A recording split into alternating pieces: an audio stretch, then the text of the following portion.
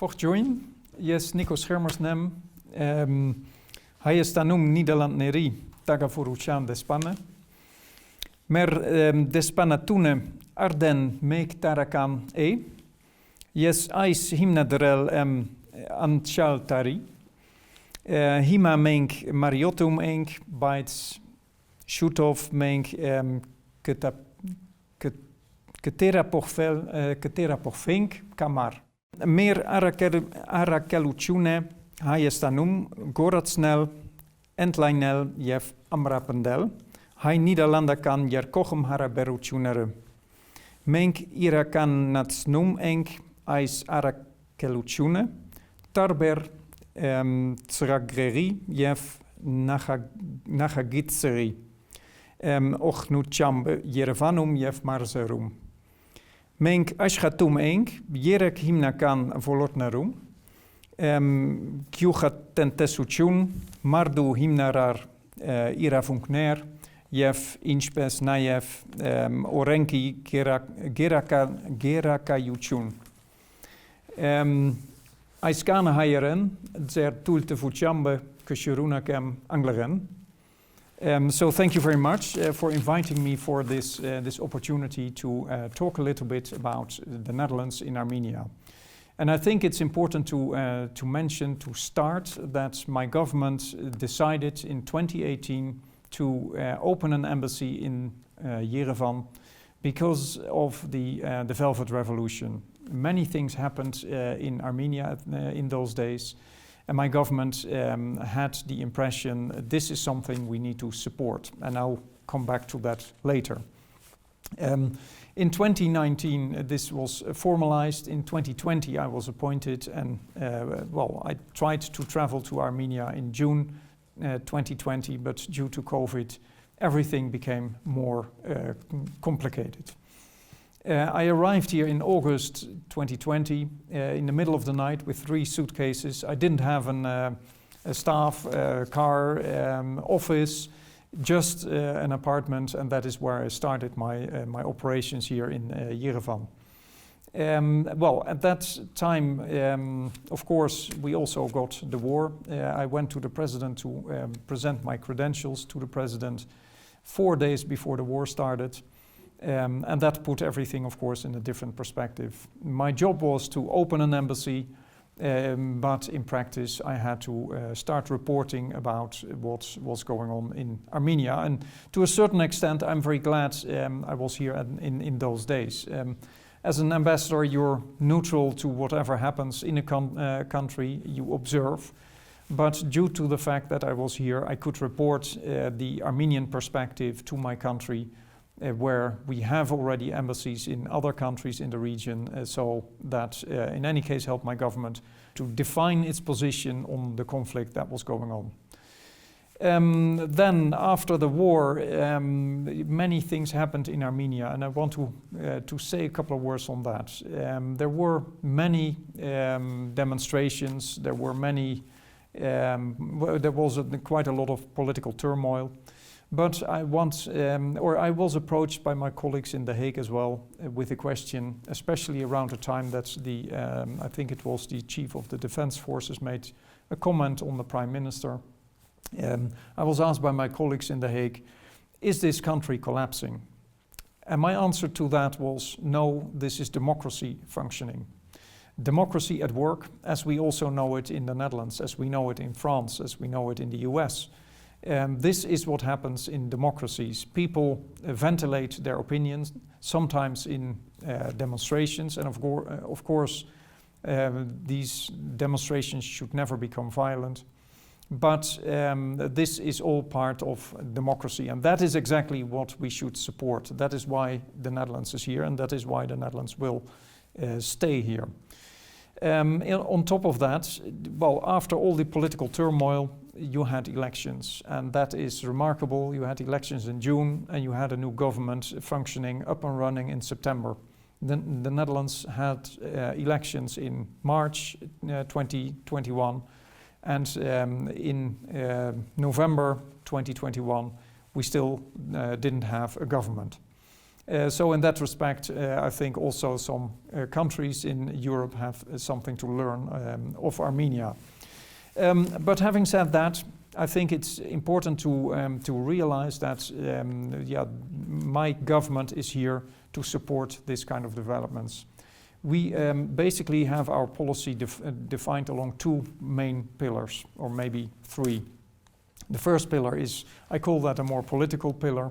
The second is an economic pillar, and the third one, I cannot call it officially a pillar, but it's more the cultural side, where I like to put some effort in, but where we do not have a formal policy supported by programs. And yeah, that all had to do with financial constraints, also on the Netherlands side. In the years after the financial crisis of the, what was it, 2008, all these kind of budgets were no longer available, unfortunately. But on the political side, maybe a couple of elements I also want to highlight. First of all, there was we spent a lot of time and effort in supporting these democratic institutions, the democracy at large, the rule of law. And that manifests itself in several programs. We are supporting, for instance, the Constitutional Court. We are supporting Parliament with several projects in order to strengthen democracy in Armenia. And why do we do that? Because we believe in the fact that the democracy is something that helps Armenia to grow. It's a precondition, rule of law and democracy, for foreign direct investments to come into the country. And that is what we certainly support. A second part or pillar within that is human rights. We support human rights in a broader sense, but we want to focus on two specific areas, maybe three. I should mention three.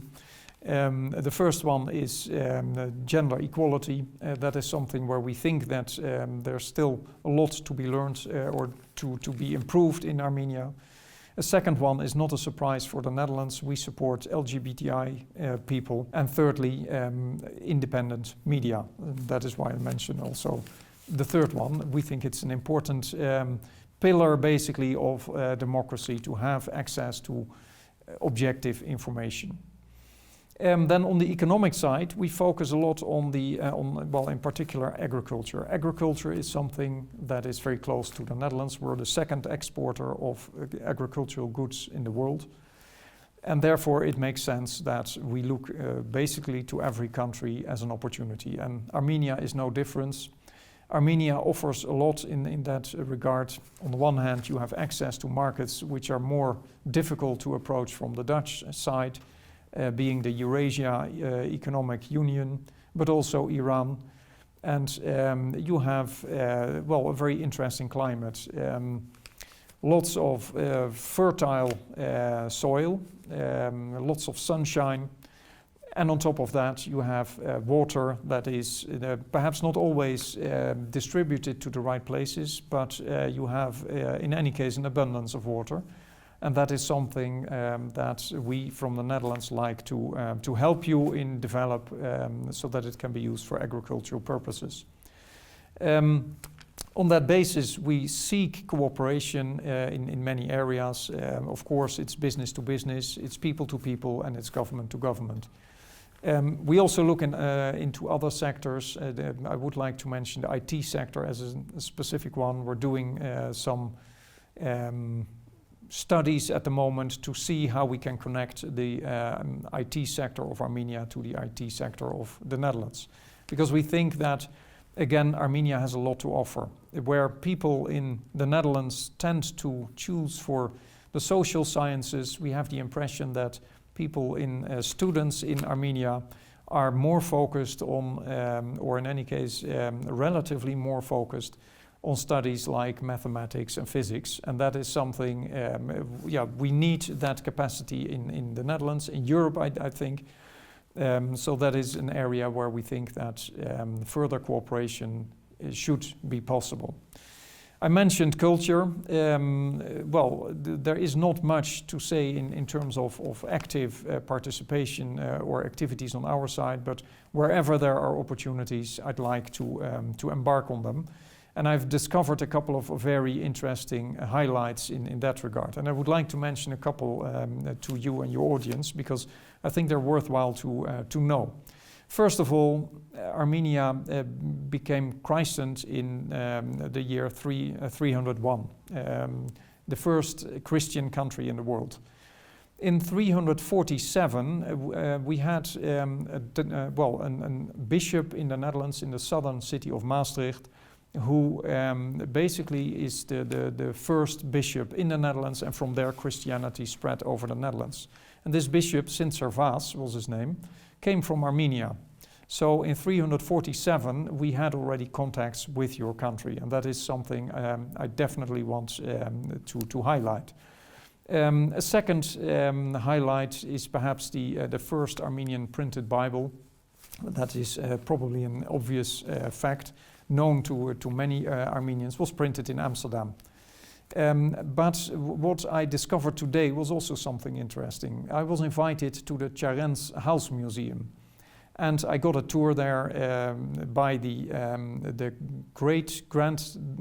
granddaughter of Charens and her daughter, the great-granddaughter of Charens, and both are Dutch. So they spent a part of their life in the Netherlands, and well, that was another connection between our two countries, much more of these times, that I didn't know, and that is certainly going to play a role in our bilateral relationship. And another one, you must have visited the music hall in Yerevan. This music hall has an enormous organ, and that was built in 1975 by a Dutch company. So again, a Dutch link in the cultural area where I'm very proud of, and I hope that that can be the base for further cooperation. I think I am going to leave it to that with one fact I still want to mention, because that also perhaps describes a little bit the Netherlands or gives some understanding of the Netherlands to Armenians. And that is that we are always looking in awe to all your mountains. And in any case, I do. I like the mountains. I like Armenian mountains. And I've been asked a couple of times the question, why is that? Well, we don't have mountains in the Netherlands. Our highest hill, official hill, we have one official hill in the country, is 330 meters high, which is lower than the lowest point of Armenia. So that perhaps is an interesting fact to know, that we Dutchmen like the mountains, the mountainous area of Armenia. Well, I've read many books in my life. I want to mention the book of the 40 Days of Musa Dagh that I read in the run-up of my posting to Armenia. And that was a very interesting book in the sense that it really described the days of 1915, how things were going in the Armenian society in those days. So that really had an influence on me getting here to understand Armenia as such. But I would like to mention two more books, and one book is called The Discovery of Heaven. It's actually a Dutch book written by Harry Mulisch, a writer who passed away a couple of years ago, but had written many interesting books. And this book in particular is something I want to mention because it brings together religion and science. And I'm not going to disclose anything further about this book because it's at the moment being translated from Dutch into Armenian. So it will be available in Armenia hopefully next year when we celebrate the 30 years of diplomatic relations between our two countries. And in that period, I think this book will be available for the Armenian audience. A third book I want to mention is a book, well, it's basically a children's book, but it's a book that I read in my youth.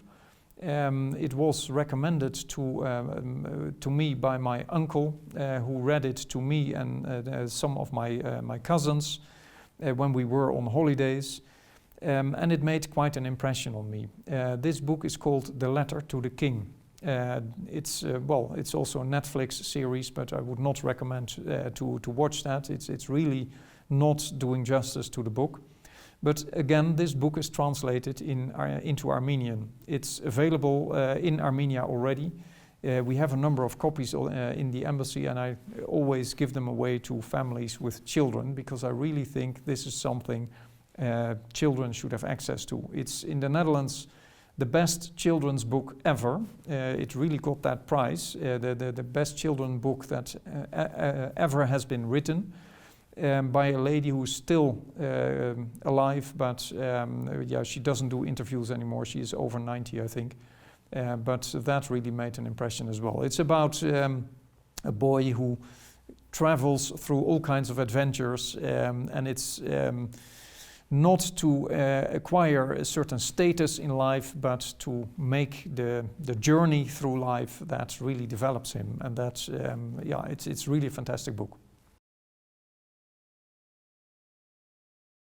I'm very bad in remembering names of movies, remembering names of directors. At the same time, I like to watch movies, so I have some genres I like. I at some point studied astronomy, so it won't be a surprise that I like science fiction movies. However, the film I chose for this interview is the film Cast Away, in which Tom Hanks is cast away on an island in the Pacific, and that is a movie that really impressed me much. I think Tom Hanks is a fantastic actor. He, whatever role he plays, he can really bring into that role a character that fits the situation in the movie. And Cast Away, where he is living on this island in the Pacific for many years after an air crash, and then returns at some point into daily life, is really fascinating to see someone making that jump in time when everyone basically has moved on with their lives. And then suddenly he is back and has to find a place in that society again. So that really, I really liked that movie. The person I chose was Nelson Mandela. And the reason for that is, basically what I admire about that man is how he brought together two societies and a very split society. In South Africa, and I had some relatives in South Africa for many years. I've been there a couple of times, and then to realize how this society was divided and how he was the victim of one part of the society, and then at some point came back and brought together, or tried in any case to mend the gap between the two parts of that society is really something admirable. And that is why I certainly would have liked to meet him. I think he is an example for many issues in daily life. We are wrestling with our colonial past in the Netherlands, and I think someone like Nelson Mandela is really someone who should be an example to many of us in order to bridge that gap. Yeah, that is a good question. Basically, I didn't choose it like that. And I think I want to go back to my years as a student. I started, as I mentioned before, a study in astronomy. And astronomy was a hobby of mine, so I thought this is where I have to find my career. But then I realized also during the studies that mathematics, as a regular Dutch person, is not really my thing. The physics, the astrophysics was quite all right, but the mathematics was too much for me. So I decided I have to switch. And then I started to think, what is it that I really like? And I realized that every day when I went to school, the first thing I did in the morning was to get the newspaper and read the newspaper, but especially the pages 3 and 4, which are the foreign policy pages in Dutch newspapers. So then I realized this is where I perhaps have to seek my career in. Yeah, and then I think I just rolled into it. I did my studies. I finished my studies with some international scholarships. I went to Paris for a couple of months. I went to Vienna for a couple of months. And after that, I got a scholarship in our diplomatic training center in the Netherlands, where I came in touch with the Foreign Service. And then the step was easily made to apply for the Foreign Ministry, and they were, well, I was lucky enough that they accepted me. I think if you can look at that from a number of perspectives, from a negative side, from a positive side. I think there are a couple of people who, well, could get that title from me, but I've chosen Angela Merkel. From a positive side, I think that she is really someone who in the last 16 odd years has been a binding factor in Europe, in the European Union, to bring together parties within the EU, but also between the EU and outside the EU.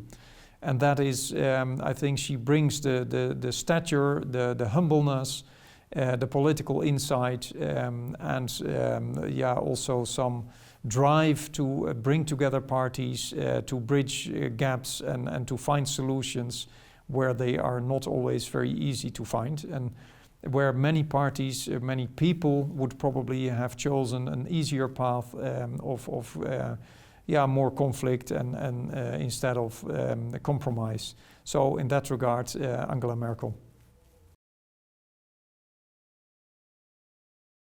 I have chosen two games actually. One is called Axis and Allies. It's a board game. I play that now and then with our honorary consul here in Armenia. He is as fanatic as I am in that game.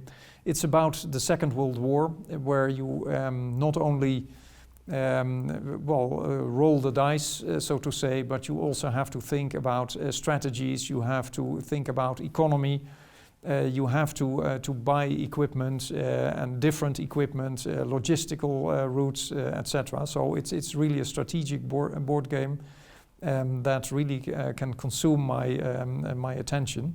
But I also chose chess. And chess is something I played as a small boy. I liked that very much. I played in my school team. But I also discovered that this is a kind of national game for Armenia. So I visited here the National Academy for Chess. I'm probably not saying the right name to it, but it was a very pleasant afternoon to see all those kids playing chess. I think chess has it all. It's indeed no luck. It's about strategy, and the further you can think ahead and the more effort you put into it, the better the result will be. So that is yeah, my board games. Yeah, I'm starting to repeat myself, as I mentioned also with films. I'm not someone who is very outspoken in choosing one movie or a director or composer in that regard. My driver is someone who is very much into music, and he tries to get from me what music I like most. And basically I told him I like almost every music. You put it on and I'll listen to it. I enjoy it.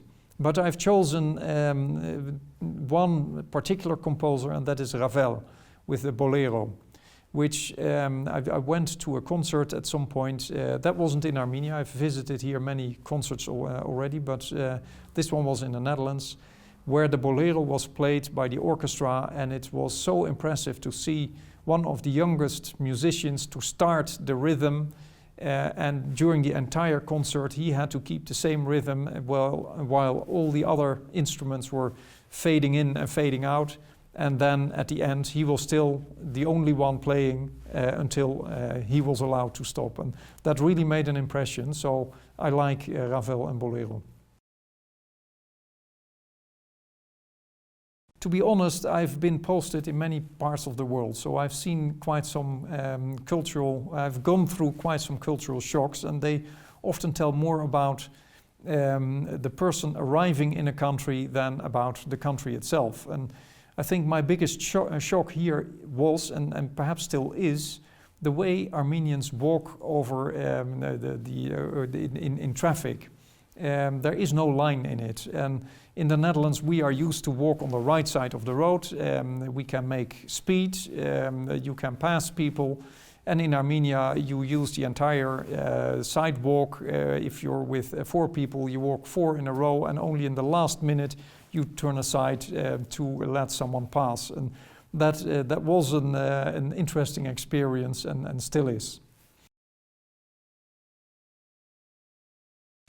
That is too difficult to answer, so therefore I have chosen a couple of things. First of all, that is my experience with lavash bread together with your paneer. I think you have some very good cheeses, not all of them. I have to say that we have in some cases better cheeses from the Netherlands, but in any case the combination of paneer with lavash and the greens you have is fantastic. But of course also chorovat is very good, and I had really some tremendous experiences in that. And my youngest daughter has turned into a vegetarian, and basically she was trying to bring our entire family into that direction. I was tempted or working on it. You make it very difficult in that regard, because especially the pork in Armenia is really, when prepared well, is magnificent, and of course combined with the fantastic wines you have.